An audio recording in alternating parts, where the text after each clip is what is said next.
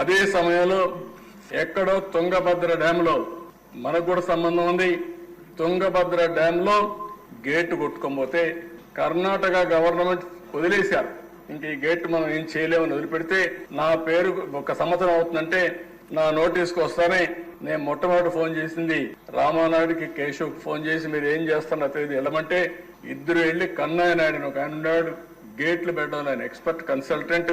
ఆయన మాట్లాడితే ఆయన కూడా పాపం కంటేదో ఆపరేషన్ చేసుకుని నేను రాలేనంటే నా పేరు చెప్పంగానే నేరుగా సరే సార్ చెప్పాడు కంటి ఆపరేషన్ పనులు అద్దాలు పెట్టుకొని వస్తారని నేరుగా పోయి అసాధ్యమైన పనిని సాధ్యం చేసి గేట్లు పెట్టి ఫుల్ రిజర్వాయర్ నింపారు అధ్యక్ష. ఈరోజు అక్కడ కూడా తలుచుకున్నప్పుడు చాలా సంతోషం అనిపించింది.